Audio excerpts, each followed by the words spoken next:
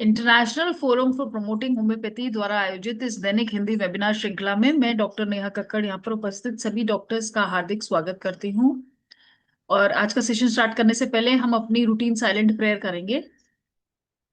तो जैसा कि आप सब जानते हैं, आईएफपीएच निरंतर दैनिक वेबिनार आयोजित करता है। हिंदी में हमारा सेशन होता है 7:30 से 8:30, 8:30 से 9:30 हमारा इंटरनेशनल इंग्लिश सेशन होता है, और 9:30 से 10:30 local Malayalam session.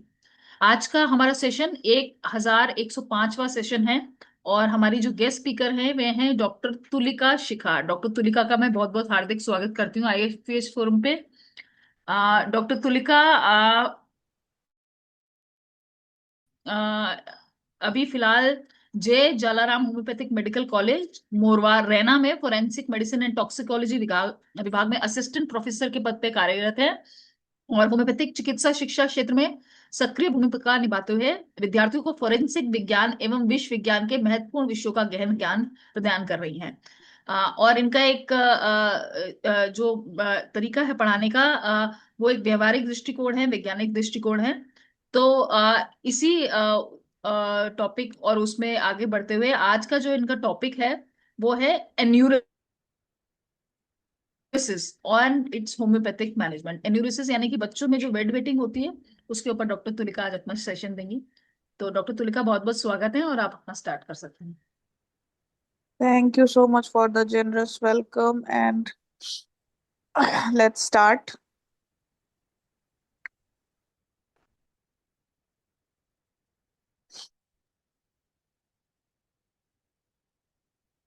Is the screen visible?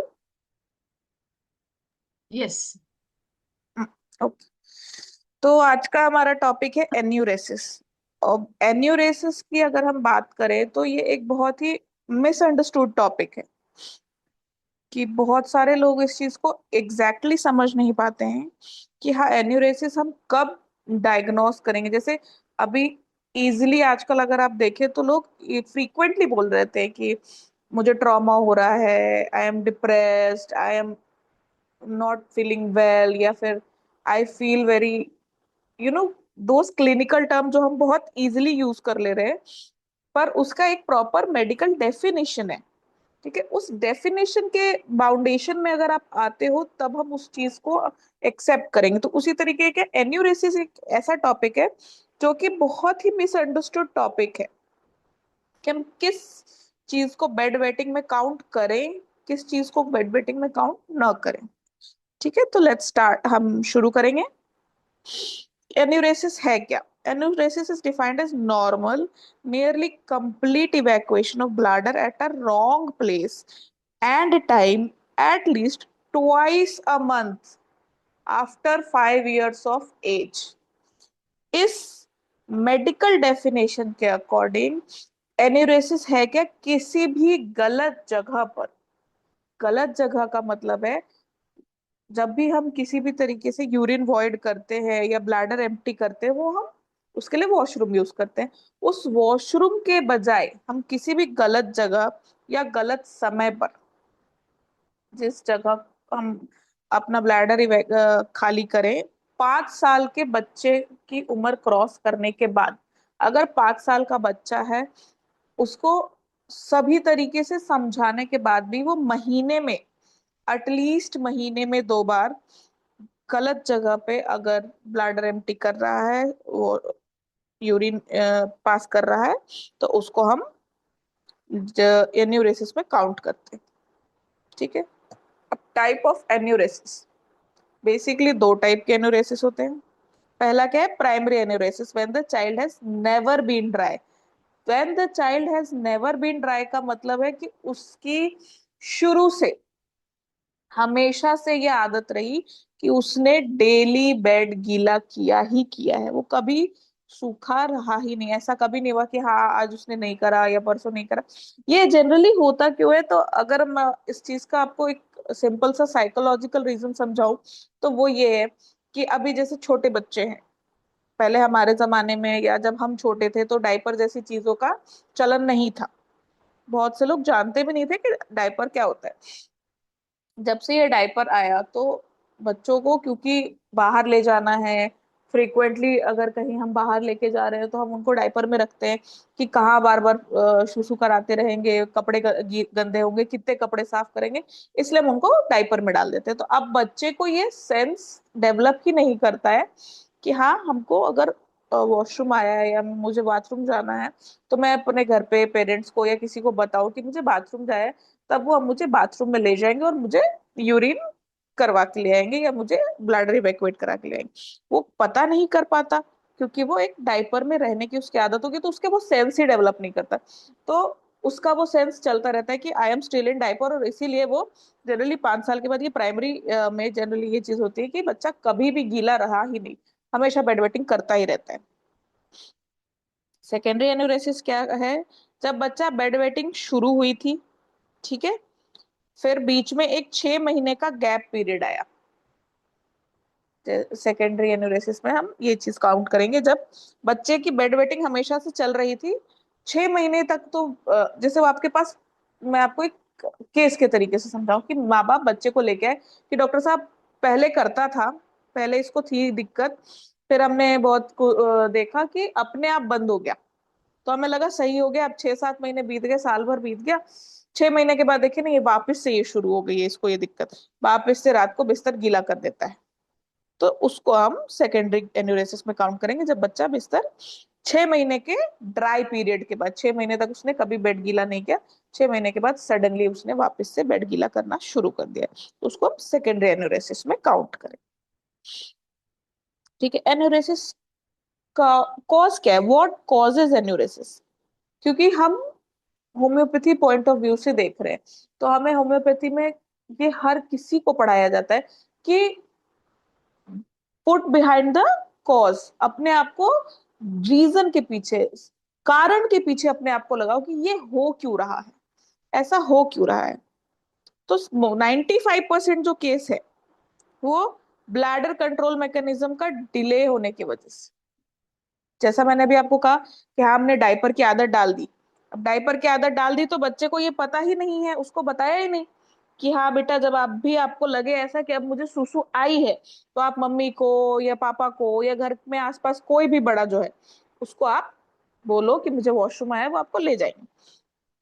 अब ये सेंस ही बच्चे में हमने डेवलप नहीं करी, तो ब्लैडर कंट्रोल का मैकेनिज्म डिले से मैच्योर हुआ, बहुत टाइम लग गया बच्चे को ये समझने में, और इसलिए जो मिस हो जा रहा है टॉयलेट ट्रेनिंग, जो हम पीडियाट्रिक्स में बोलते हैं, बच्चे की टॉयलेट ट्रेनिंग नहीं हो पाई proper as per. 2 to 3 years के बाद बच्चे की टॉयलेट ट्रेनिंग शुरू कर देनी चाहिए कि बेटा आपको वॉशरूम आई है या पॉटी आया है तो आप बोलोगे आपको, क्योंकि 3 साल के बाद बच्चा प्रॉपरली कम्युनिकेट कर पाता है। ठीक है, अब वो प्रॉपरली कम्युनिकेट नहीं कर पा रहा है, इस वजह से भी वो दिक्कत आती है। तो जब भी बच्चा 3 साल का हो जाए, 3 साल, 2.5 से 3 साल के बीच में जब वो प्रॉपर आपसे कन्वर्सेशन कर सकता है, तो उसको आप ये चीज सिखाना शुरू कीजिए कि बेटा आपको जब भी वॉशरूम आए आप मुझे बताओ। तो जब आप उसको ब्लैडर कंट्रोल या फिर ये चीज सिखाओगे ना कि वॉशरूम आई है तो कहीं भी सुसु नहीं करते बेटा, सुसु हमेशा बाथरूम में करते हैं, तो उसको ब्लैडर कंट्रोल करना भी आएगा कि हाँ, वॉशरूम आया है, तो जब तक बाथरूम में मैं नहीं जाता मैं नहीं करूंगा। ठीक है, तो इसलिए 95% केसेस में तो ब्लैडर कंट्रोल मैकेनिज्म ही लेट मैच्योर होता है, इस वजह से ये सब होता है। और क्या कारण है?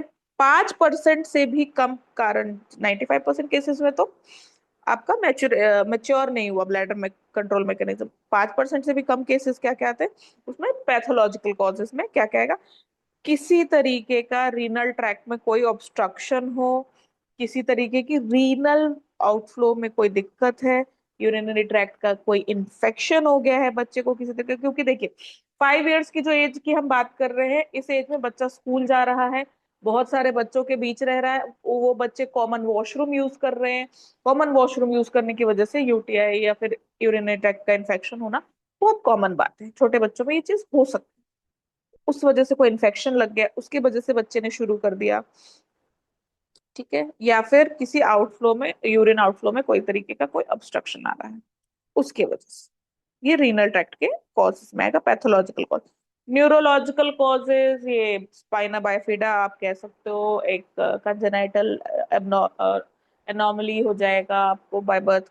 स्पाइन बिफिडा, स्पाइन जो है उसकी टो प्रॉपर दो एंडिंग्स है। ठीक है, ये न्यूरोलॉजिकल कंडीशन में एंडोक्राइन में diabetes mellitus as well as insipidus. ठीक है, बच्चों में हो डायबिटीज की दिक्कत, बड़ों में हो डायबिटीज की दिक्कत, किसी भी तरीके का, टाइप 1 टाइप 2 इंसिपिडस, किसी भी तरीके की डायबिटीज की वजह से एंडोक्राइनोलॉजी में जो कॉज है वो है डायबिटीज। ठीक है, क्रोनिक कॉन्स्टिपेशन, बच्चे को या 5 साल से बड़ी उम्र के जो भी बच्चे हैं उनको क्रोनिक कॉन्स्टिपेशन है। कब्ज की दिक्कत रहती है, पेट साफ नहीं रहेगा, स्टूल की वजह से हैवीनेस रहेगी, हैवीनेस की वजह से वो ब्लैडर पे प्रेशर पड़ेगा और वो यूरिन कभी भी कहीं भी रिलीज हो जाएगा। इस वजह से क्रोनिक कॉन्स्टिपेशन एक कॉज हो सकता है। क्रोनिक कॉन्स्टिपेशन का कारण ये भी है कि जैसा हम जानते हैं कि फॉरेन में ज्यादातर पानी से कोल्ड ड्रिंक्स या कार्बोनेटेड, बेसिकली कह सकते हैं कार्बोनेटेड ड्रिंक्स सस्ती मिलती है, तो वहां पे कार्बोनेटेड ड्रिंक्स ज्यादा पीते हैं। कार्बोनेटेड ड्रिंक्स में कॉन्स्टिपेशन एक वन ऑफ द मेजर उसके साथ कॉम्प्लिकेशन एडेड है। तो अगर आपका बच्चा ज्यादातर जंक खा रहा है या ज्यादा कोल्ड ड्रिंक या कार्बोनेटेड ड्रिंक्स ले रहा है तो उसको कॉन्स्टिपेशन होगा ही, और कॉन्स्टिपेशन की वजह से जब भी उसका गट क्लियर नहीं होगा तो ब्लैडर पे प्रेशर डालेगा और प्रेशर की वजह से यूरिन कहीं भी रिलीज हो जाए। ठीक है, बिहेवियरल बिहेवियरल प्रॉब्लम्स, किसी तरीके की बच्चे को बिहेवियरल कोई डिसीज है, कोई प्रॉब्लम है, कोई, अब बिहेवियरल में ऑटिज्म, एडीएचडी, ये सब काउंट हो सकते हैं। ठीक, तो ये कॉमन बीमारियां हैं छोटे बच्चों में या जिसकी वजह से कहीं भी यूरिन आउटपुट रिलीज हो सकता है। Abuse, a very common cause. छोटे बच्चे क्योंकि अपने अब्यूज को समझ ही नहीं पा रहे, वो इस चीज का एक्सप्लेनेशन नहीं दे पा रहे कि हाँ मेरे साथ जो हुआ कोई किसी तरीके का अब्यूज हो रहा है। हम, ये चीज मैंने पहले भी पढ़ाई थी जब मैंने स्कूल रिफ्यूजल पढ़ाया, जब मेरी ये सेशन हुआ था स्कूल रिफ्यूजल का, तब भी मैंने ये चीज बताई थी कि किसी तरीके का अब्यूज भी बच्चे को बाहर निकलने या लोगों से सोशलाइज करने से डरा देता है। तो अगर बच्चे के साथ घर में किसी तरीके का अब्यूज हो रहा है, बच्चे के साथ घर पे किसी तरीके का अब्यूज हो रहा है, स्कूल में, मोहल्ले में, कहीं भी किसी तरीके का अब्यूज हो रहा है, उसकी वजह से एन्यूरेसिस एक बहुत कॉमन कॉज है। बच्चे के अंदर अब्यूज की वजह से डर बैठता है, डर की वजह से कहीं भी यूरिन आउटपुट रिलीज हो जाता है। How to investigate a case of enuresis, जैसा कि मैंने बोला कि एक बहुत ही मिसलीडिंग टर्म है, मिसअंडरस्टूड टॉपिक है, तो इसकी प्रॉपर केस टेकिंग भी एक क्राइटेरिया होना चाहिए। अब जैसे मान लीजिए मैं एक आपको एग्जांपल दूं कि हमारे पास क्लिनिक में एक माँ बाप अपने बच्चे को लेके आई कि मैडम देखिए ना, इसको तो रात को बिस्तर गीला करने की आदत। ठीक है, आपने फटाफट लिख दिया बेड वेटिंग, बट उस बेड वेटिंग के केस तक पहुंचने के लिए हमें बहुत सारे सवाल पूछने पड़ेंगे। कितनी फ्रीक्वेंटली करता है, कब करता है, कौन सी सिचुएशन में कर रहा है बच्चा, क्या बच्चे को किसी तरीके का अभी हाल फिलहाल में किसी तरीके का डर भय इन सब कंडीशन में हो रहा है, क्या कारण है, कब से शुरू हुआ है। एक प्रॉपर डिटेल्ड केस टेकिंग हमें करनी पड़ेगी, उसके बाद ही हमें पता चल पाएगा कि हाँ हम इस केस को एन्यूरेसिस के अंडर ले सकते हैं या नहीं ले सकते। ठीक है, क्योंकि जब हम बीएचएमएस कर रहे होते हैं तो बीएचएमएस के वक्त ना हमें किसी भी चीज की डायग्नोसिस फटाफट लिखनी होती है कि अच्छा हाँ आज ही केस आया था। अब हमारी क्लिनिकल क्लासेस शुरू हो जाती हैं बीएचएमएस में सेकेंड ईयर से। तो जैसे ही आप गए क्लिनिकल क्लास में शुरू हुआ, आपने अपने टीचर्स के साथ केस देखना शुरू किया। अब टीचर पेशेंट से इंटरेक्ट कर रहा है, आपका टीचर जो वहां पे एज ए कंसल्टेंट बैठा है, आप वहां पे अपनी क्लिनिकल क्लास लेने खड़े हो। तो वहां पे आप क्लिनिकल क्लास ले रहे हो और आपने देखा कि सर ने क्या सवाल पूछा, तो सर ने पूछा कि हाँ भाई बताइए क्या दिक्कत है। माँ बाप लेके आए, रिश्तेदार लेके आए, जो भी बच्चे को लेके आए हैं, जो भी पेशेंट को लेके आए हैं, वो ये बोले कि देखिए डॉक्टर साहब ये बिस्तर गीला करता है। अब जितनी देर में उस पेशेंट के अटेंडेंट ने ये बोला कि डॉक्टर साहब ये बिस्तर गीला करता है, हम एज अ बीएचएमएस स्टूडेंट उसकी डायग्नोसिस बनाते हैं और एन्यूरेसिस फटाफट लिख देते हैं कि डन, बिस्तर गीला कर रहा है तो एन्यूरेसिस तो बन गया ना, यही यही, और इसके अलावा क्या हो सकता है। बट जब आप मास्टर डिग्री करते हो, एमडी में आते हो, तब आपको पता चलता है कि आपके जो टीचर, जो कंसल्टेंट वहां चेयर पे बैठे थे, वो इस एक वर्ड पे कि हाँ बच्चा बिस्तर गीला कर रहा है, एन्यूरेसिस की डायग्नोसिस नहीं लिखते हैं। वो कम से कम उस पेशेंट के आधे घंटे, 45 मिनट, जितने भी टाइम लगे, एक प्रॉपर केस टेकिंग करते हैं कि हाँ ये कब से शुरू हुआ, क्या क्या दिक्कत होनी शुरू हुई, कब कब से हो रहा है, आपको क्यों लगा कि हम मुझे दवाई की जरूरत है। आप एक प्रॉपर पूरा केस टेकिंग करते हो, और फिर जाके आप लास्ट में फाइनल डायग्नोसिस लिखते हो। जो भी आप, जिस भी कॉलेज से आप मास्टर्स कर रहे हो या पीजी कर रहे हो, आप हमेशा उस कॉलेज का केस टेकिंग परफॉर्मा लेते हो, जिसमें कम से कम 10 से 12 15 पन्ने का एक परफॉर्मा होता है, जिसमें अगर आप एक बीएचएमएस स्टूडेंट है, या आप एक पीजी स्टूडेंट है, या आप जो भी इस सेशन में है जिन्होंने पीजी कर ली है और अभी प्रैक्टिस कर रहे हैं, आप सबको ये चीज को रिलेट कर पाओगे कि जो डायग्नोसिस होती है ना, वो हमेशा प्रिस्क्रिप्शन के लास्ट पेज पे डाली हुई होती है, कि फाइनली आपने जब ये पूरा केस पढ़ लिया, अब आपको क्या लगता है इस पूरे केस को इवेलुएट करके, एनालिसिस करके, अब आप क्या सोचते हो कि इस केस का, पहले तो हम उसकी प्रोविजनल डायग्नोसिस बनाते हैं कि प्रोविजनली हाँ हाँ क्या क्या बीमारियां आपको लग रही है, हो सकती है, और देन हम फाइनल डायग्नोसिस पे आते हैं। तो सेम चीज इसके साथ भी होना है कि एन्यूरेसिस का केस यूं ही नहीं बन जाएगा कि बस बच्चा आया या माँ बाप लेके आए पेशेंट को, अटेंडेंट पेशेंट को लेके आया और उसने बोला डॉक्टर साहब ये तो बिस्तर गीला करता है, और हमने फटाफट एन्यूरेसिस लिख दिया। ठीक है। कैसे करेंगे हम इन्वेस्टिगेट केस को, how to investigate a case of enuresis properly. तो सबसे पहले प्रॉपर केस हिस्ट्री लेंगे हम हमेशा। होम्योपैथिकली ट्रीटमेंट लेने के लिए आपको हमेशा हमेशा, this is the point where different medical branches differentiate, कि हाँ होम्योपैथी यहाँ पे डिफरेंशिएट ऐसे हो जाती है, एलोपैथी डिफरेंशिएट ऐसे हो जाती है। कि एलोपैथी में उन्होंने बस ये पूछा हाँ भाई क्या है दिक्कत, तो बच्चा बेड वेटिंग करना है, डॉक्टर ने बस इतना सुना और दवाई लिख देना है। हमारे लिए एज अ होम्योपैथ हमें प्रॉपर केस टेकिंग लेनी है। केस टेकिंग में सबसे पहली चीज हम उसकी हिस्ट्री लेंगे, कब से शुरू हुआ, क्या हुआ नहीं हुआ। किस चीज के लिए प्रॉपर केस टेकिंग लेंगे, to rule out acute stressful conditions. Proper case history इसलिए लेंगे ताकि हम उसकी किसी तरीके की अक्यूट स्ट्रेसफुल कंडीशन, ये किस कंडीशन में आएगा, क्या बच्चा शुरू से ऐसा करता आ रहा है, नहीं आ रहा, नहीं डॉक्टर साहब अभी तो अचानक से इसने, एक हफ्ते से इसने बिस्तर गीला करना शुरू किया है, मुझे तो समझ ही नहीं आ रहा डॉक्टर साहब ऐसा क्या हुआ। तो हम वहां उसकी केस हिस्ट्री शुरू करेंगे कि क्यों बेटा, क्या बात हुई, क्यों अचानक से, क्या ऐसा कोई स्ट्रेस आया।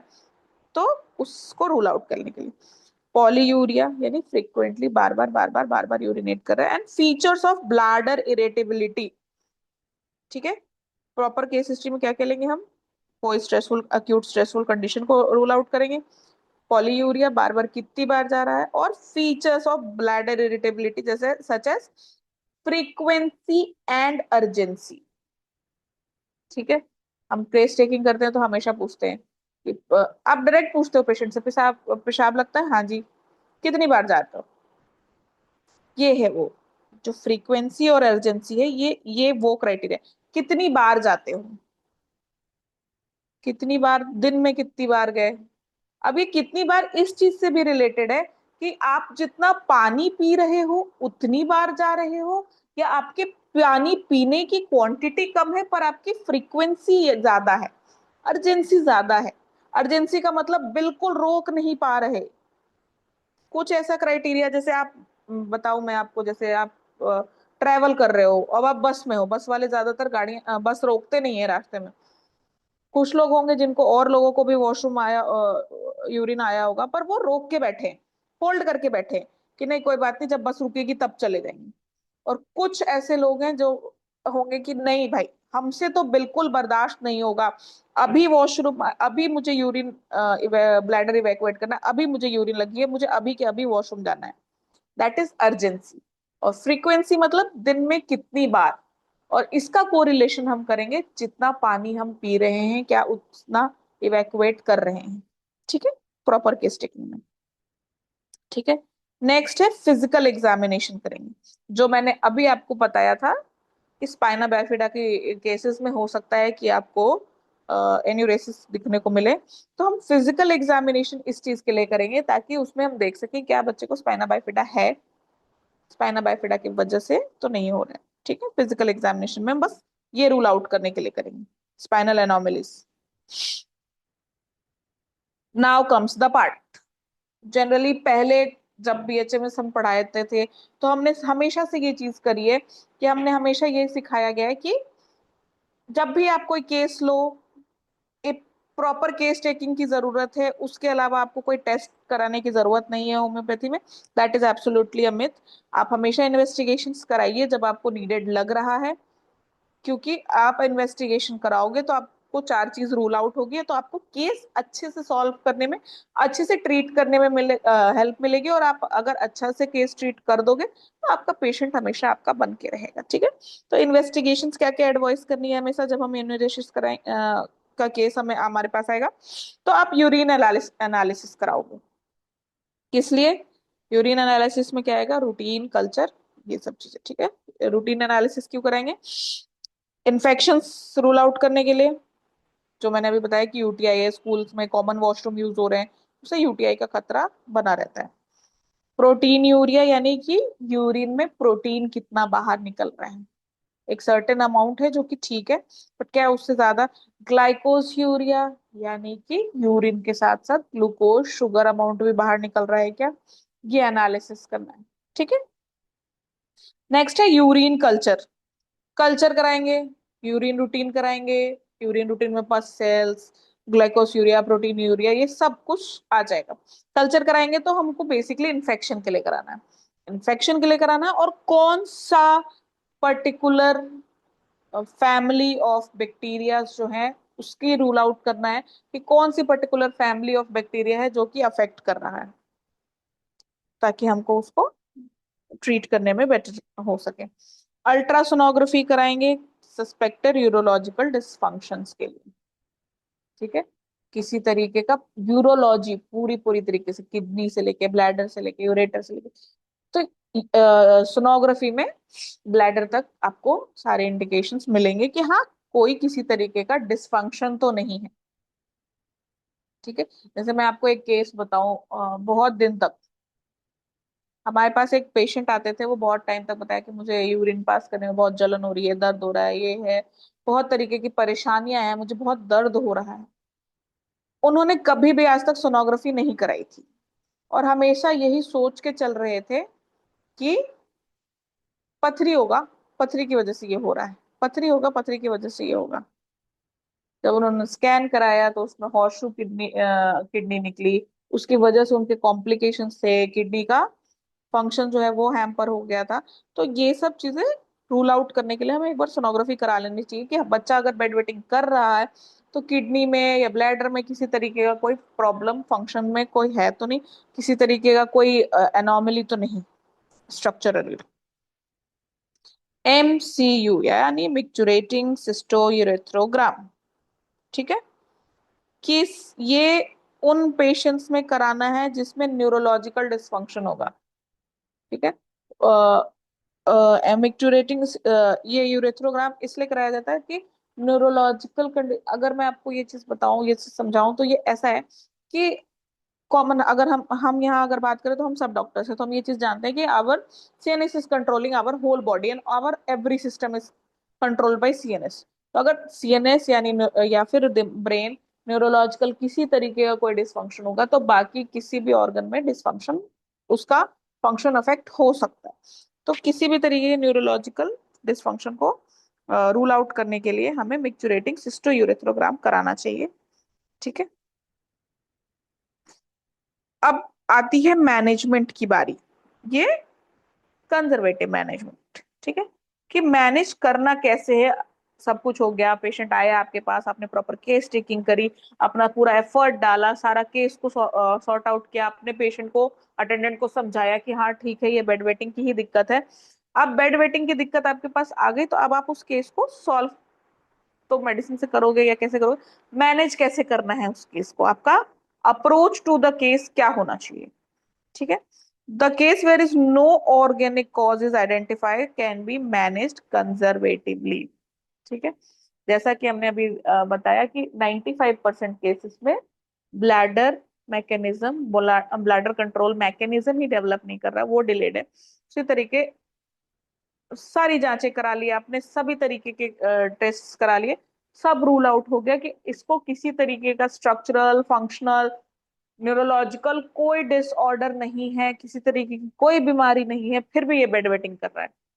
ठीक है, उसके लिए आपको कंजर्वेटिव मैनेजमेंट करना होगा। कोई मेडिसिन इंट्रोड्यूस करने की जरूरत नहीं है पेशेंट को, मेडिसिन का इंटरवेंशन करने की जरूरत नहीं है, आपको कंजर्वेटिव मैनेजमेंट करना है। ठीक है, अब कंजर्वेटिव मैनेजमेंट में कैसे करना है, ठीक है, वो हम आगे बात करेंगे। लेकिन कोई भी ऐसा केस जिसमें ऑर्गेनिक कॉज आया, यानी किसी तरह की कोई बीमारी आई, कोई ऑर्गन अफेक्शन आया, तो उसमें हम अंडरलाइंग कॉज को फाइंड आउट करेंगे, कौन सा ऑर्गन अफेक्ट है, किस जगह से प्रॉब्लम आ रही है, वो हम वहां पर पहुंचेंगे, उसको रूल आउट करेंगे। ठीक है, और उसके लिए उसको ट्रीट करेंगे जो कि ऑर्गेनिक कॉज होगा अंडरलाइंग। ठीक है, कंजर्वेटिव मैनेजमेंट में क्या करना है, सबसे पहले encourage regular drinks or water but restrict in last hour before bed। आप पूरे दिन बच्चे को पानी पीने दो, आराम से उसका हाइड्रेशन मेंटेन रखो, लेकिन जब भी बच्चे का सोने का वक्त है, एक तो स्लीप क्लॉक भी बनाना बच्चे की जरूरत है। ऐसा नहीं हो सकता है कि अरे नहीं मैडम इसका तो कोई फिक्स टाइम ही नहीं है, कभी 8 बजे सोता है, कभी 10 बजे सोता है, कभी 12 बजे सोता है, वो जितने बजे भी सो रहा है उसकी स्लीप साइकिल फिक्स कीजिए कि sharp 9 o'clock you should be in the bed. तो अगर बच्चा शार्प 9 o'clock बच्चा बेड में सोने चला गया है, तो उससे 1 से 1.5 घंटे पहले बच्चे को किसी भी तरीके का लिक्विड आप नहीं दोगे। ये इसकी कंजर्वेटिव मैनेजमेंट आएगा, चाहे पानी हो गया, चाहे दूध हो गया, चाहे जूस हो गया, जो भी है, आप लिक्विड इनटेक रिस्ट्रिक्ट करोगे सोने से 1 से 1.5 घंटे पहले। ठीक है, दूसरा है avoiding before going to bed should be must and given in practice of child daily with compliance. ठीक है, सोने जाने से पहले बच्चे को आपको रेगुलरली हैबिट में डालना है कि बेटा सोने जाने से पहले आपको वॉशरूम आए नहीं जाए, आपको वॉशरूम जाना ही जाना है, आपको सुसु करना ही करना है। ठीक है, आप इस चीज के लिए उसको कंप्लायंस डालोगे विदाउट फेल कि नहीं बेटा वॉशरूम तो जाना ही जाना है आपने, सोने से पहले बच्चे को हमेशा यूरिन करा के सुलाइए। ठीक है, bladder exercises। ठीक है, parents should make the child to do a intermittent urination, for example start urination, then stop urination, then again start urination in a single voiding। ठीक है, ये ब्लैडर की एक्सरसाइज करानी है बच्चे को।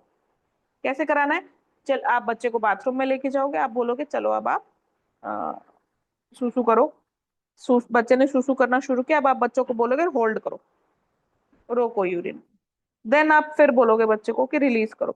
हाँ मुश्किल है, बच्चे को समझ नहीं आएगा कैसे कंट्रोल करूं, कैसे होल्ड करूं, क्या करना है, बट धीरे धीरे धीरे धीरे विद ट्रेनिंग आपके ये बच्चे को ये करानी है कि यूरिन स्टार्ट कराया, फिर होल्ड कराया कुछ सेकंड के लिए, फिर वापस से यूरिनेट करने दिया, फिर वापस, ऐसे रोज डेली प्रैक्टिस करना है। एक इससे तो एक क्या होगा कि ब्लैडर के जो मसल्स हैं, अगर ब्लैडर के मसल्स वीक हैं तो ब्लैडर के मसल स्ट्रेंथन होंगे, ब्लैडर के मसल स्ट्रेंथन होंगे तो यूरिन होल्डिंग कैपेसिटी भी उसकी बेटर होगी।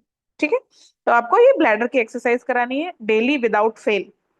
ठीक है, इंटरमिटेंट यूरिनेशन जिसको हम बोलते हैं, स्टार्ट यूरिनेटिंग स्टॉप यूरिनेटिंग, यानी सुसु कराना है बच्चे को, फिर उसको बोलना है होल्ड करना है, रोक देना है सुसु, कुछ सेकंड रुकना है, फिर यूरिन करने देना है। अब कुछ सेकंड को बढ़ा बढ़ा के धीरे धीरे टाइम बढ़ाते जाना है ऐसे। ठीक है, if nocturnal enuresis is associated with arousal from sleep or disturbance, then an enuresis alarm should be considered। ठीक है, अगर बच्चे को रात को नींद में से उठने के बाद या किसी तरीके के डिस्टरबेंस के बाद हो रहा है, ठीक है, जैसे मान लीजिए कि कहा जाए कि बच्चे ना, मैडम फर्स्ट हाफ तो आराम से सो रहा है, 12-1 बजे के बाद ना डेली करता है, 12-1 बजे होता है नहीं है कि बच्चा रोज सुसु कर देता है मैडम। ठीक है, सुबह 5 बजे मैडम ये डेली कर देता है, हम देख रहे हैं, टाइम नोट कर रहे हैं। तो उस टाइम आपको क्या करना है कि पेरेंट को ये गाइड करना है कि आप ये एनुरेसिस अलार्म लगाओ। ठीक है, क्या है ये एनुरेसिस अलार्म, सुबह 4 बजे कर रहा है तो अब आप अलार्म लगाओ, 4 बजे उठो, बच्चे को उठाओ और वॉशरूम ले जाओ और वहां पे उसको यूरिन करवाओ। बेड से उठा के आपको ले जाना है। आपको जब पता हो गया है समय कि इसी टाइम बच्चा कर रहा है बार बार यूरिनेशन, तो आपको उस टाइम पे अलार्म लगाना है, उठना है, बच्चे को भी उठाना है और वॉशरूम लेके जाना है। जब वो उस टाइम बाथरूम में जाके सुसु कर लेगा तो वो पे सुसु करना बंद कर देगा। ठीक है। Now comes the homeopathic part कि होम्योपैथिक थेराप्यूटिक्स क्या है। अगर कोई हमारे पास अंडरलाइंग ऑर्गेनिक कॉजेज के साथ आता है तो हम उसको कौन कौन सी मेडिसिन दे सकते हैं जिससे उसको ये सही करने में हेल्प होगी। ठीक है। तो पहला मेडिसिन है बेंजोइक एसिड। ठीक है। Enuresis nocturna of delicate children. ठीक है। डेलिकेट चिल्ड्रन में कौन से बच्चे आते हैं? Extra pampered, soft, soft in the sense कि आपने जोर से बोल दिया और उनको डर डर लग जाता है, जोर की आवाज आई, किसी चीज से डर गए, तो दे आर डेलिकेट किड्स। ठीक है। उनको होती है जनरली रात में बेड वेटिंग की इशू। स्ट्रॉन्ग कैरेक्टरिस्टिक ऑर्डर है यूरिन का कि बहुत ज्यादा स्मेल आएगा। एक्सेस ऑफ यूरिक एसिड का कंडीशन है। यूरिन जो है उसका कलर डार्क ब्राउन होगा और यूरिनस ऑर्डर हाईली इंटेंसिफाइड। ठीक है। कई बार ऐसा भी होता है कि बच्चा बिस्तर गीला कर देता है, स्मेल नहीं आई किसी तरीके की, तो पेरेंट या जब तक बच्चा, ये उस कंडीशन में है कि हाँ माँ बाप के साथ बच्चा सो रहा है, तो हाँ माँ बाप ने कभी करवट पलटा तो उनको बिस्तर गीला मिला तो उनको पता चल गया। बट जो बच्चे अलग सो रहे हैं, माँ बाप से अलग, उनका अपना पर्सनल कमरा है, वहां से बच्चे के ये देख रहा, ये वाली देखभाल कि हाँ रात में बच्चे ने यूरिन कर दिया है, ये पता नहीं चल पाता कई बार। और अगर अलग अलग कमरे में सो रहे हैं तो उसकी स्मेल इतनी तेज है यूरिन की कि उसकी स्मेल से भी कई बार पता चल जाता है कि बच्चे को यूरिन हो गया है। ठीक है। नेक्स्ट मेडिसिन है causticum. Nocturnal enuresis with rawness and soreness of urethra. Urethra में किसी तरीके की सोरनेस है, रॉनेस है, दर्द है, पेन है, उसकी वजह से हो रहा है। ठीक है। Urine involuntary when coughing, sneezing, blowing the nose. ठीक है। खांसी आई, खांसी के साथ साथ यूरिन निकल गया। छींक आई, छींक के साथ यूरिन निकल गई। ठीक है। कोई नाक ब्लो करे यानी नाक साफ कर रहे हैं तो नाक पे प्रेशर लगाया है तो उसकी वजह से यूरिन आउटफ्लो हो गया, यानी यूरिन। इन सब कंडीशन कॉस्टिकम दे सकते। ठीक है।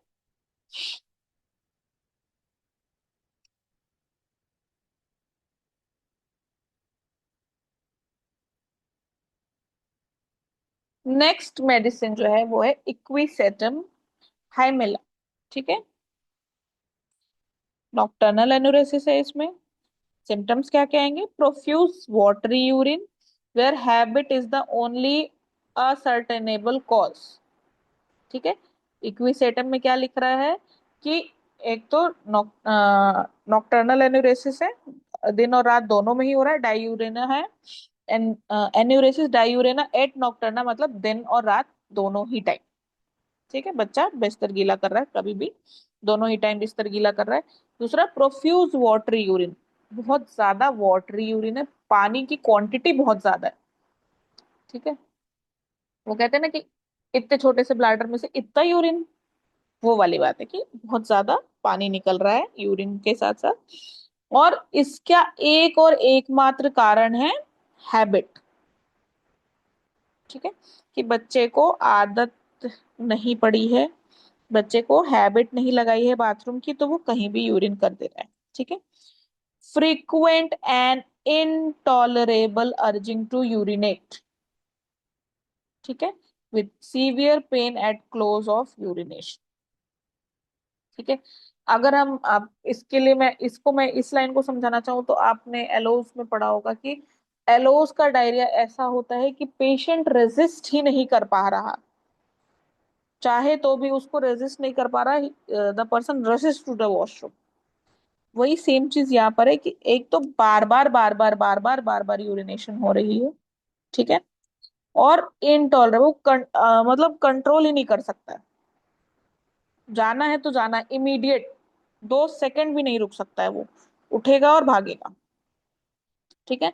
With severe pain at close of urination, जब लास्ट फ्यू ड्रॉप्स बचे होंगे या लास्ट के कुछ ड्रॉप्स बचे हैं, यूरिन ऑलमोस्ट खत्म होने वाला है, उस वक्त उसको काफी तेज दर्द होता है। ठीक है। Constant desire to urinate large quantity of clear watery urine. ठीक है। कंसिस्टेंटली, कई बार हमें ये चीज लगता है, और इसका कोरिलेशन मैं उस चीज से बताऊंगी जिसे आपको, बच्चे को आपने पानी पिया, जैसे हमारे होम्योपैथी केस चेकिंग करते हैं तो हमेशा हम ये चीज पूछते हैं कि पानी कितना पीते हैं आप। तो पेशेंट हमेशा ये जवाब देगा, पानी तो हम बहुत पीते हैं। और जो थर्स्टलेस पेशेंट होगा बोलेगा हम बिल्कुल पानी नहीं पीते। अब हम पानी पीते हैं, बहुत पानी पीते हैं और बिल्कुल पानी नहीं पीते हैं, उनका बहुत और बिल्कुल हम कैसे जज करें? हमारा क्या क्राइटेरिया होना चाहिए कि हम कैसे जज करें कि हाँ वो बहुत पानी पी रहा है? ठीक है। तो उसके लिए हम एक मापदंड बनाते हैं कि मान लीजिए हमने पेशेंट को पूछा कि कितना पानी पीते हैं। हाँ पी लेते हैं। अच्छा, तो आप पी लेते हैं कैसे जज किया? भाई 250 ग्राम की गिलास है भाई साहब, उससे आप कितना पी लेते हैं? हाँ इससे तो हम 2-3 गिलास ही पीते हैं 24 घंटा में। आपका थर्स्टलेस पर्सन यहाँ से डिसाइड हो गया कि हाँ ये इंसान थर्स्टलेस है। क्यों? क्योंकि पूरे 24 घंटे में 250 ml की 3 गिलास, मतलब आप समझ रहे हो 750 ml, तो उसको प्यास बिल्कुल नहीं लग रही है। और दूसरा हमने पूछा कि हाँ आप कितना पानी पी रहे हो? भाई 250 ml की गिलास। ये तो हम दिन भर में 10-12 गिलास पी जाते हैं। That means that person is thirsty. 1 litre की बोतल से डिसाइड किया कि भैया 1 लीटर की बोतल अगर हम रखें आपके पास ये, तो आप ये कितना पी जाओगे दिन भर में? तो इसका 3-4 बोतल हम पी जाएंगे, मतलब उसकी थर्स्ट अच्छी है। तो यहाँ पे क्या, free constant desire to urinate large quantity. ठीक है। अब लार्ज क्वांटिटी कैसे डिसाइड होगी कि क्या यूरिन की क्वांटिटी लार्ज? तो ये कोरिलेशन से कि उम्र कितनी है बच्चे की, पानी कितना पी रहा है बच्चा। ठीक है। और क्या वो उतना आउटपुट है या उससे ज्यादा है? ठीक है। तो लार्ज क्वांटिटी हम उससे डिसाइड करेंगे। इतना तो ये पानी पी नहीं रहा है डॉक्टर साहब जितना निकाल रहा है। इससे वहां पे हमें एक खतरा और हो सकता है कि बच्चे को हो सकता है डिहाइड्रेशन की शिकायत हो, क्योंकि वाटर जो है बॉडी से रिलीज हो रहा है ज्यादा से ज्यादा, बॉडी में रिटेन होने की जगह ज्यादा ज्यादा क्वांटिटी में बाहर निकलता चला जाएगा। तो डिहाइड्रेशन का खतरा हो सकता है। ठीक है। फॉर एग्जाम्पल जैसे अभी मैं बताऊं, I have a 2 year old daughter, मेरी 2 साल की बच्ची है। तो मेरे पास एक बॉटल है, वो हम आपको कहें 700 ml की बॉटल है, और उसको मैं दिन भर में उस बॉटल से, और उसकी एक छोटी सी ग्लास, ठीक है, अब उस छोटी सी ग्लास से उसको मैंने एक बार पानी ऑफर किया। तो मेरा क्राइटेरिया मैं आपको बताऊं, एक बार ऑफर किया तो कुछ समय पहले तक वो 1 गिलास पिया और उसका हो गया। नाउ जब से ये समर शुरू हुए हैं, तो she is consistently asking for water in every small interval, हर थोड़ी देर में पानी मांगती है कि मम्मा पानी दे दो। वो 1 गिलास पानी एक बार नहीं पी रही है, वो कम से कम 2 से 2.5 गिलास पानी वो एक बार में पी जा रही है। तो she is taking good quantity of water. तो इसका आउटपुट क्या रिलेशन होना चाहिए कि हाँ उसका जो यूरिन आउटपुट है वो भी अच्छी क्वांटिटी में होगा, क्योंकि वो वाटर इनटेक कर रही है अच्छे से।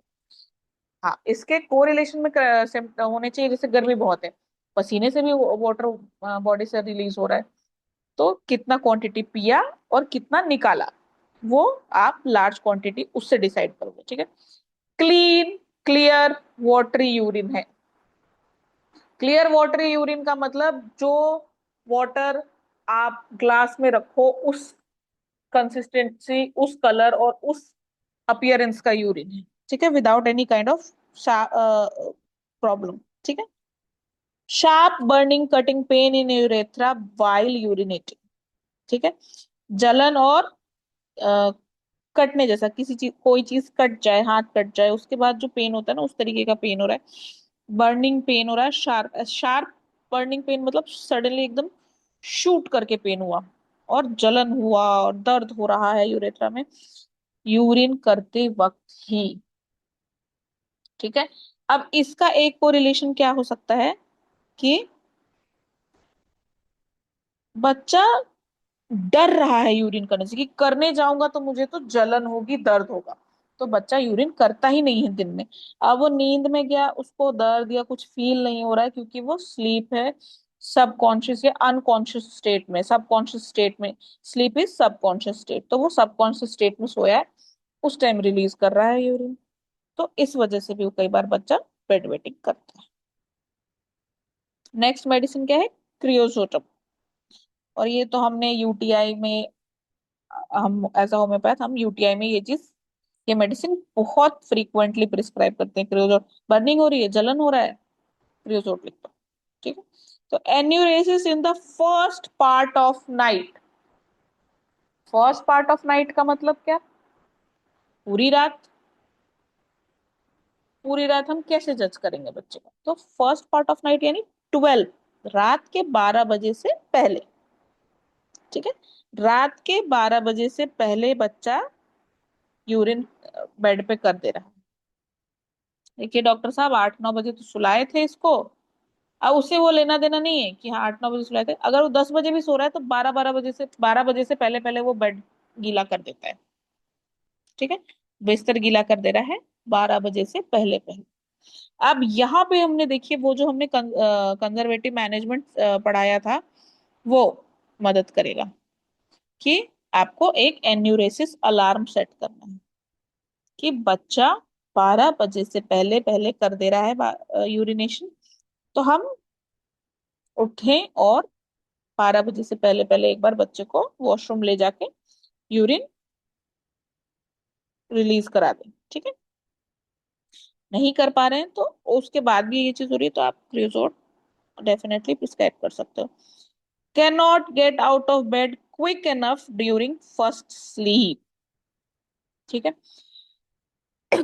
सॉरी, क्योंकि बच्चे की जो नींद है वो डीप स्लीप है फर्स्ट हाफ में। अभी अभी बच्चा सोया था और गहरी नींद में सो गया है। छोटे बच्चों के साथ ये चीज हमेशा होती है कि आप एक बार उनको सुला दो तो उनको एक जगह से दूसरी जगह उठा के ही ले जाना पड़ता है, बच्चे उठना नहीं चाहते हैं। कितनी भी आप उठाने की कोशिश करो, बहुत, ये हम सबके बचपन में हुआ होगा कि उठिए, वो आप कहीं सो गए, कुछ काम करते करते सो गए, नाउ तो आपको उठाया जा रहा है कि चलो बेटा उठो, जाओ बेड पे सो जाओ। You are not absolutely answering to that question, या आप उस पर कोई रिस्पॉन्स ही नहीं कर रहे हो। आप सोए हो तो सोए हुए हैं, तो बच्चे को उठाने की कोशिश करो तो उठ नहीं पा रहा है बच्चा फर्स्ट स्लीप के ड्यूरिंग, जल्दी जल्दी फटाफट बेड से उठ नहीं पाता है कि हाँ, मान लीजिए जैसे आपने ही बोला कि बेटा उठो उठो चलो, अभी आपको वॉशरूम जाना पड़ेगा, कहीं और सोया था, आपने उसको उठाया कि चलो वॉशरूम, वॉशरूम जाओ, वॉशरूम करके बेड पे जाके सो जाओ। बच्चा उठ ही नहीं पा रहा है, नहीं उठ रहा है, नहीं नहीं मुझे तो सोना है, मुझे नींद आ रही है, और वो सोने सोने के चक्कर में वो बिस्तर गीला कर देता है, क्योंकि वो उठना नहीं चाहता है। ड्रीम्स ऑफ यूरिनेटिंग, ये एक बहुत ही common common cause, and this is very beautiful beauty of homeopathy, if you can see, say this about this line, ki dreams of urinating, most of the cases in enuresis, if you see, it is the reason, अगर आप case taking करोगे, बच्चे से बात करोगे, तो क्योंकि आपको पेरेंट्स को लेके या अटेंडेंट को लेके, जब भी माँ बाप बच्चे को, पेशेंट को लेके पहुंचेंगे, कोई भी अटेंडेंट, वो बस आपसे इतना ही बताएंगे कि डॉक्टर साहब इतने टाइम से यूरिनेट कर रहा है, बेड पे कर देता है, बस उनका बस इतना ही क्राइटेरिया है। पर जब आप बच्चे से बात करोगे ना, आपने बच्चे से बात करी, बेटा ऐसे क्यों हो रहा है आपको, जैसे हमने अभी बात करी थी कि हाँ हम हिस्ट्री टेकिंग करेंगे कि हाँ क्यों हो रहा है बेटा ये आपको, किसी तरीके का अक्यूट स्ट्रेस की बात करेंगे कि बेटा क्या हुआ, ऐसे हो रहा है, कुछ बात हुई है, स्कूल में कुछ हुआ है, घर पे किसी ने बोला उसके बाद ऐसा हुआ है, कुछ देख के डर गए थे आप, तो बच्चा इन सब क्राइटेरिया में बताएगा कि डॉक्टर अंकल या डॉक्टर आंटी, हम मेरे साथ क्या होता है ना, कि मुझे ऐसा लगता है कि मैं बेड पे सो रहा था और मेरा बेड पे ही यूरिन निकल गया, मुझे पता ही नहीं चलता है, मुझे ऐसा लगा कि मैं सपने में। ठीक है, और बेड पे यूरिन निकल गया। Must hurry when desire comes to urinate. ठीक है, मस्ट हरी मतलब जब उसको ऐसे अर्जिंग हुई कि हाँ, उसको अब लगा कि अब मुझे वॉशरूम जाना पड़ेगा, मुझे बहुत तेज सुसु है, उस चीज को वो कंट्रोल नहीं कर सकता। ठीक है, भागेगा दौड़ेगा फटाफट। ठीक है, यूरिन का जब भी डिजायर होगा तब। और स्मेल इसमें भी ऑफेंसिव है। मैग्नीशिया फॉस्फोरिका मैगफॉस। ठीक है, enuresis nocturnal from nervous irritation. अब नर्वस इरिटेशन आप किसी भी तरीके का ले लो, कोई मेंटल स्ट्रेस है, कोई डेडलाइन है, किसी चीज से परेशान है, नर्वस इरिटेबिलिटी है। ठीक है, बोथ फिजिकल और मेंटल। ठीक है, उसके वजह से यूरिन पेल, कोपियस, और कैथेटराइजेशन के बाद, कैथेटर लगा था, अब ये बच्चे और बड़े दोनों कंडीशंस में हो सकते हैं।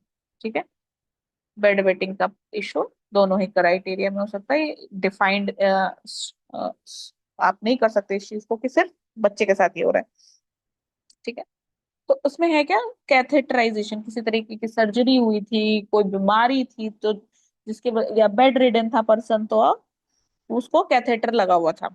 और कैथेटर लगने की वजह से जब कैथेटर हटा, क्योंकि कैथेटर लगने और हटने के बीच में ना, जो यूरिन का जो यूरिथ्रा का जो ओपनिंग होता है उससे कई तरीके की चेंजेस आ जाते हैं। क्योंकि आप जब एक बैग लगा हुआ है तो आप थोड़ा होल्डिंग कैपेसिटी आपकी रिलीज हो जाती है कि हाँ ठीक है, एक बैग अटैच्ड है, तो जब भी यूरिन आया आपने कर दिया। जब कैथेटराइजेशन हट गया तो ये होल्डिंग कैपेसिटी जो थी, जिसको हम ब्लैडर की होल्डिंग कैपेसिटी या मैकेनिज्म जो हम कह रहे हैं, वो ऑब्स्ट्रक्ट हो जाती है, तो कैथेटराइजेशन के बाद मैकफॉस। नेक्स्ट मेडिसिन है medorrhinum. Nocturnal enuresis passes enormous quantity of ammonical high colored urine in bed every night। जो हम प्राइमरी एन्यूरेसिस की बात कर रहे थे कि बच्चे ने या फिर इंसान जो है उसने कभी भी बेड सूखा छोड़ा ही नहीं, हमेशा से करता आ रहा है, डेली कर रहा है, उस कंडीशन का ये एग्जाम्पल है कि हाँ वो एवरी सिंगल नाइट, हर रात यूरिन पास करता है, काफी ज्यादा क्वांटिटी। ठीक है, प्रोफ्यूज, कोपियस, एनॉर्मस, ये सब वर्ड है ज्यादा क्वांटिटी के लिए यूज किया गया है। पर हम प्रोफ्यूज कहाँ यूज करेंगे, कोपियस कहाँ यूज कर रहे हैं, और एनॉर्मस कहाँ यूज कर रहे हैं, ये इसमें डिफरेंस आता है। तो enormous quantity of ammoniacal high coloured urine. Ammoniacal urine आप स्मेल, जो मैं आपको इसका एग्जांपल दूं तो इट इज शुलभ शौचालय। पब्लिक वॉशरूम में जो यूरिन की एकदम पंजेंट हाई स्मेल आती है ना, कि दूर से ही पता चल जाता है कि यहाँ आसपास कहीं यूरिन सुलभ वॉशरूम्स हैं, that is ammoniacal smell. High coloured यानी जैसा कि हम जानते हैं कि पेल स्ट्रॉ कलर यूरिन होता है, but it is not pale yellow, it's darker straw colour, it's not straw colour, it's darker darker darker. उस उस कंडीशन में मेडोरिनम सोच सकते हैं। एग्रावाइटेड बाय ओवरवर्क और over play, extremes of heat और कोल्ड। ठीक है, ज्यादा काम कर लिया, ज्यादा खेल कूद लिया, ज्यादा भाग दौड़ कर ली, इन सभी कंडीशंस में इससे एनरेसिस जो है एग्रावेट होती है। एक्सट्रीम्स ऑफ हीट और कोल्ड। ठीक है, एक्सट्रीम्स ऑफ हीट और कोल्ड का मतलब बहुत ज्यादा गर्म जगह पे चले गए या बहुत ठंडी जगह पे चले गए। उन दोनों कंडीशंस के बाद अगर एन्यूरेसिस हो रहा है तो आप मेडोरिनम सोच सकते हैं। When the best selected remedy fails with a history of psychosis। आपने प्रॉपर केस टेकिंग करी, सब कुछ करा, पहले से मेडिसिन चला रहे थे, सब कुछ करने के बाद भी जब मेडिसिन वो काम नहीं करी, उस कंडीशन में आप मेडोरिनम सोच सकते हैं। Next medicine is psorinum. Enuresis from vesical paresis during full moon, obstinate cases with a family history of eczema. ठीक है। मैंने अपने पीजी ड्यूरेशन में, जब मेरी पीजी चल रही थी, तो हमने फुल मून और होम्योपैथी का कोरिलेशन देखा था, and it is a very beautiful evident thing. ठीक है। पेशेंट आया, उसका अटेंडेंट आया, उसने केस देना शुरू किया। ठीक है। और आपने पूछना शुरू किया कि हाँ भाई कब से कर रहा है, डेली करता है? नहीं डॉक्टर साहब, हम ध्यान दिए हैं, ये पूर्णिमा पूर्णिमा के आसपास ही करता है, पूर्णिमा पूर्णिमा के आसपास ही करता है। अब आप as a science student, as a medical student, या फिर मेडिकल प्रैक्टिशनर, मेडिकल फ्रेटर्निटी के होने के नाते, अगर वो, आप क्योंकि आप इंडिया में रहते हो तो आप इस चीज को भी जानोगे कि अंधविश्वास बहुत इजीली फैल सकता है। तो फुल मून के ड्यूरेशन में हो रहा है तो पेरेंट्स बहुत दिन तक तो इस चीज के लिए ट्रीटमेंट इसलिए नहीं कराने, या इंसान छोटा बच्चा है तो उसके पेरेंट्स या अटेंडेंट या पेशेंट कोई भी, वो बहुत टाइम तक तो इसलिए इलाज नहीं कराने आते कि ये पूर्णिमा पूर्णिमा में हो रहा है, जरूर कोई कुछ कर दिया है, कोई काला जादू कर दिया है, कुछ कर दिया है, इसीलिए हो रहा है ये सब। तो it's not that, it's a symptom. ठीक है। ऑब्स्टिनेट केसेस है। ऑब्स्टिनेट का मतलब मैं आपको समझाऊं तो ऑब्स्टिनेट केस मतलब जिद्दी है, बहुत ट्राई कर लिया, सब कुछ ट्राई कर लिया, फिर भी इसमें हमको कुछ ना कुछ मिल नहीं रहा है। किसी तरीके की एक्जिमा की फैमिली हिस्ट्री रही हो, पर्सन को स्किन डिजीज रहा हो एक्जिमा स्पेसिफिकली, तो उस कंडीशन में आप सोरिनम सोच सकते हो। Sepia, bed is wet almost as soon as the child goes to sleep. ठीक है। Always during the first sleep. जब हमने क्रियोजोट पढ़ा था उसमें भी यही चीज लिखी थी कि फर्स्ट स्लीप 12 o'clock से पहले, या जब बच्चा सोया, पहली बार सोया, 12 o'clock से पहले पहले बच्चा बेड वेट कर दे रहा है, ये क्रियोजोट में हमने पढ़ा। क्रियोजोट और सीपिया का डिफरेंशिएशन करना होगा तो हम कैसे करेंगे? तो जो बेड वेटिंग है वो कैसे हो रही है कि जैसे ही बच्चा बिस्तर पे गया, अभी तुरंत तो सुलाया था। ठीक है। बिस्तर पे बच्चे को डाला और बच्चे ने यूरिन कर दिया। बच्चे को बाथरूम से यूरिन करा के लेके आया पर फैमिली मेंबर या पर्सन जो भी, उसके बावजूद बच्चे ने बिस्तर गीला कर दिया। That's all for the enuresis part. और कुछ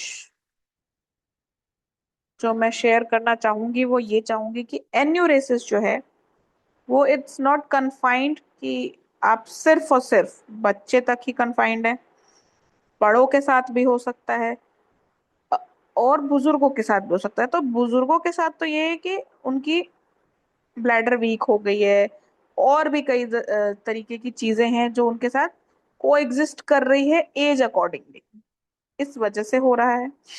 बट इफ यू सी, तो छोटे बच्चों में ही जनरली होता है, अडोलेसेंट में या बड़े उम्र के लोगों में भी ये चीज बहुत कॉमनली देखी जाती है। Very closely watched it has happened, I have seen this case. जो द पर्सन वाज अराउंड 22 और 30 के बीच, 22-25 एज के बीच में, उनके साथ भी ये हो रहा है, उनके साथ भी ये हो रहा है। और उनका सेकेंडरी एनोरेसिस में आएगा, नॉट 6 मंथ, बट हाँ उनके साथ ऐसा कभी हुआ नहीं था, बट ये अभी फ्रीक्वेंटली हो रहा है। तो आपको करना क्या है? केस टेकिंग करनी है, उनसे पूछना है कि कब से शुरू हुआ, क्यों शुरू हुआ, और सबसे इम्पॉर्टेंट चीज कि आपको काउंसलिंग करनी है। क्योंकि एन्यूरेसिस या बेड वेटिंग एक ऐसा टर्म है, एक ऐसी बीमारी कह लीजिए आप, जो कि इंसान को मॉरली वीक बना देता है। ठीक है। आप, मैंने मेरी पीडियाट्रिक्स केस टेकिंग में मैंने बहुत बार देखा है कि माँ बाप जो है वो बोलते हैं कि डॉक्टर साहब अगली बार मैं अगर किसी रिश्तेदार को लेके आऊँ ना, तो आप उनको बताना मत कि हम इसके इस बीमारी के लिए, बेड वेटिंग के लिए हम इसको इलाज करा रहे हैं, वो समाज क्या बोलेगा, वो सब मजाक उड़ाएंगे इसका कि हाँ इसको कोई दिक्कत है। तो आपको सबसे पहले काउंसलिंग करने की भी जरूरत है, आपको बच्चे को भी ये मॉरल बूस्ट देना है कि नहीं बेटा, आप आपको ये कोई ऐसी कोई बीमारी नहीं है कि आप नीचे देखे जा सके, आपको इसके लिए आपको नीचा दिखाना जरूरी हो, इस तरीके का कोई इशू नहीं। आप उनको मॉरली सपोर्ट कीजिए सबसे पहले तो, उनको एनकरेज कीजिए कि हाँ बेटा, आप जितना कोशिश हो सके आप पानी ना पिए या लिक्विड ना लें और इस तरीके की चीजें ना करें। उसके बाद मेडिसिन है, मेडिसिन दें। एक्सरसाइजेज हैं कि हाँ अगर ब्लैडर वीक है, होल्डिंग कैपेसिटी नहीं है, ब्लैडर कंट्रोल मैकेनिज्म नहीं है, तो आप उनको कीगल एक्सरसाइज कराओ, यूरिन इंटरमिटेंट यूरिनेशन कराओ। सब तरीके की चीजें धीरे उनके साथ अप्लाई करो, उनके साथ जेंटल बिहेव करो। और medicine is the last option कि हाँ जब सब कुछ ट्राई करने के बाद भी नहीं हो रहा है तो you should definitely intervene medicine, कि हाँ मेडिसिन इंटरवीन करो। That's all from my part. Thank you so much. Any question, any query, anything? Hello. Hello. Yes. हाँ जी। हाँ, डॉक्टर तुलिका ने काफी कॉम्प्रिहेंसिव अप्रोच से हमें बताया एन्यूरिसिस और उसके होम्योपैथिक मैनेजमेंट के बारे में, और बहुत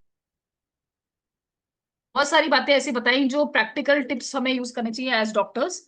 काफी एनरिचिंग सेशन था एन्यूरोसिस के बारे में, और ये बहुत ही कॉमन प्रॉब्लम है और होम्योपैथी बहुत अच्छे से इसको हैंडल कर सकती है, आ, अगर हम उसको सही सिमिलियम से यूज करें। जनरली जो मेडिसिन यूज की जाती है जैसे इक्विसिटम है या जनरल मेडिसिन है वो तो करती है, पर अगर स्पेसिफिक आपको कोई सिम्टम मिलता है, जैसे रात के टाइम जो बच्चों को ड्रीम्स अगर कोई स्पेसिफिक मिलती हैं या स्लीप में सिम्टम्स मिलते हैं, तो वो उसमें जो स्पेसिफिक मेडिसिन है बहुत अच्छा काम करती हैं। हाँ जैसे कुछ कुछ। Basically dreams is the issue कि हाँ बहुत सारी बात ऐसा होता है हाँ बच्चे जी। ड्रीम्स में ही है, ऐसा वो हमेशा ये कहते हैं कि मैं नींद में था और मुझे लगा मैं वॉशरूम में हूँ हाँ और जी। बेड पे यूरिन रिलीज हो गया। एक बहुत कॉमन कॉमन ये उसके साथ एसोसिएशन है। हाँ जी। बिल्कुल। जैसे और एक बार मेरे पास एक पेशेंट आई थी जिसमें वो बच्चे को जैसे मेडोराइनम का जो सिम्टम होता है कि पहले से हमें पता चल जाता है ड्रीम में कि मेरे को बेड वेटिंग होने वाली है या कुछ होने वाला है, तो इस तरह का सिम्टम उसे आता था। और उस हम्म। केस में मैंने, मुझे याद है, मेडोराइनम दी थी तो बहुत ही अच्छा रिजल्ट आया था विद इन अ वीक। हम्म। तो जो स्पेसिफिक अगर हमें मेडिसिन ड्रग्स आपकी मिलती हैं। स्पेसिफिक है और मेडिसिन आपकी परफेक्ट सेलेक्टेड है, सही सेलेक्टेड है, तो फर्स्ट विजिट के बाद, एक हफ्ते के फॉलोअप के बाद या 15 दिन के फॉलोअप के बाद परफेक्टली आपको पेशेंट बिल्कुल बोलेगा कि हाँ बहुत आराम है, पहले से तो बिल्कुल फ्रीक्वेंसी बिल्कुल। बहुत कम हो गई है। मैम इसमें एक क्वेश्चन आया, एन्यूरिसिस में रिजल्ट के लिए कब तक वेट करें? देखिए ये पर्टिकुलर केस केस पे डिपेंड करता है, ऐसे कोई मापदंड या क्राइटेरिया नहीं है। हाँ मान लीजिए जैसे मैं आपको बताऊं कि पेशेंट आया, उसने बोला कि डॉक्टर साहब ये तो रोज ही कर रहा था, एवरी सिंगल डे वो यूरिनेट कर रहा था। अब आपने मेडिसिन दी, केस टेकिंग करी, और अब उसने ये बोलना शुरू किया कि डॉक्टर साहब अभी तो इसने क्या किया है ना कि अभी रोज नहीं कर रहा है, 2-3 दिन के गैप पे कर रहा है। फिर उसने 2-3 दिन के गैप से फिर हफ्ते की गैप हुई, हफ्ते के गैप से 15 दिन का गैप हुआ, तो धीरे धीरे ये गैप बढ़ता गया। तो आपको केस के अकॉर्डिंग, आपकी फॉलो अप के अकॉर्डिंग आपको उसके साथ काम करना है कि हाँ आपने मेडिसिन दी तो अभी जो अब डेली कर रहा था वो गैप आया, आप उसको वॉच करो 15 days to 1 month, you will definitely get the result कि हाँ कंप्लीटली बंद हो जाएगा। तो अलग अलग केस पे डिपेंड करता है कि हाँ वो प्राइमरी आया है आपके पास कि सेकेंडरी एनुरेसिस का केस आया है।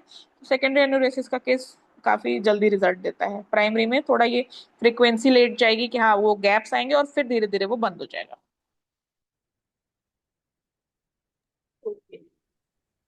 आई होप ये क्वेश्चन आंसर हो गया होगा। राम परवेश सर जी कुछ कहना चाहते हैं? थैंक यू नेहा कक्कर, और कॉन्ग्रेचुलेशन डॉक्टर तुलिका शिखा में। बहुत थैंक अच्छा यू। बताने का जो आवाज था, बताने का जो नियम था, बहुत बढ़िया लगा हमको। जिस ढंग से आप बता रहे थे एंडोसिस का केस, तो बहुत बढ़िया बताए, शानदार।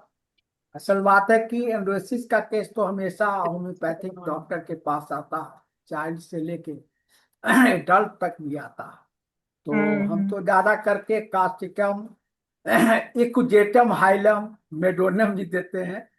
लेकिन हम्म। केस जो है, कॉज बेस्ड प्रिस्क्रिप्शन देना चाहिए, मेंटल एंड फिजिकल जो भी कॉज है उसके हम्म अनुसार प्रिस्क्रिप्शन देते हैं।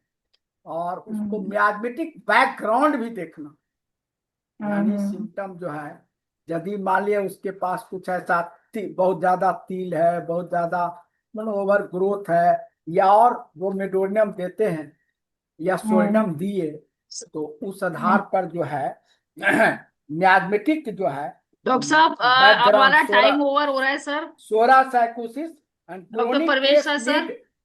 ठीक, okay, chronic case is the need constitutional remedy is the best, है ना। यस तो very very yes yes thanks doctor Tulika Shikha, बहुत थैंक अच्छा यू सर, लगा, शानदार, घर घर होम्योपैथिक, घर घर homeopathy. Thank you thank you. तो बहुत बहुत धन्यवाद डॉक्टर तुलिका शिखा का आज के सेशन के लिए न्यूरोसिस के ऊपर। हमें काफी सारी रियल टाइम टिप्स और मेडिसिन के बारे में पता चला, तो आशा करती हूँ आगे भी इसी तरह के सेशन डॉक्टर तुलिका हमारे साथ लेके आएंगे। तो इसी थैंक के यू। साथ आज का हिंदी सेशन हमारा यहाँ समाप्त होता है, और इंग्लिश सेशन के लिए मैं हैंड ओवर करती हूँ डॉक्टर दिनेश को।